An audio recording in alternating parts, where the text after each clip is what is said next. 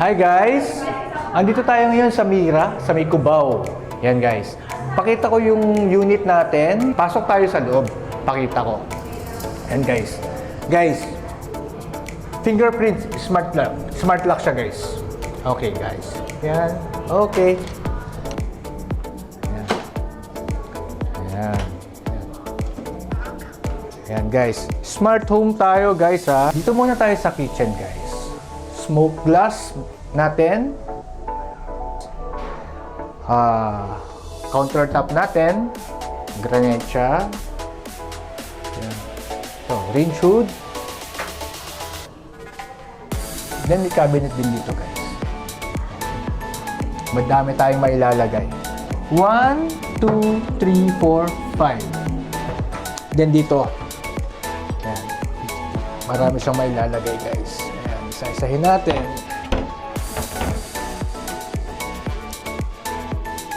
Grease trap guys. Okay. Dining area. Ayan. Sarado muna natin. Ayan. Ito yung dining area natin guys. Ayan. Hindi naman inaabot ng pintuan. Malaki naman siya. Pang-apat na tao. Ayan guys. Then ito yung ano natin is ito yung living area natin. Ayan. Guys, ang walls natin dito, wood laminated siya, guys. Tapos, yung partition natin dito sa isang kwarto ay glass partition. Yung half, yung baba, wood laminated yung baba naman niya. Then, pasok tayo dito, guys, sa ating restroom.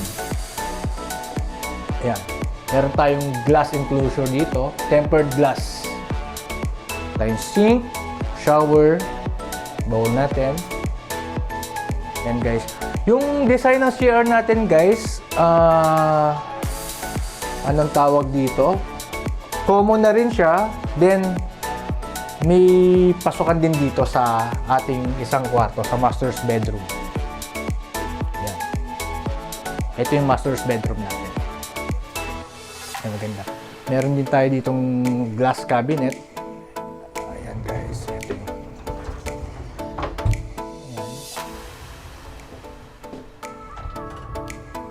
And then ito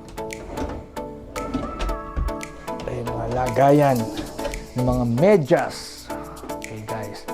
Tapos guys, ang aircon natin dito is window type ang gamit natin. Window type po tayo. Okay, guys. Maluwang siya. 53 square meter, 2 bedroom. Dito tayo sa second room natin. Meron din tayong cabinet dito. Glass cabinet. Ayan. Window type din po yung gamit nating aircon dito.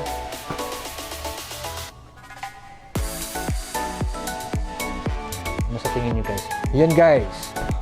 For inquiries po, message me. Tawagan nyo lang ako para schedule tayo sa trippings natin. Then, follow po kayo sa aking YouTube account, Finding Rani. Yan. Yan guys. Thank you.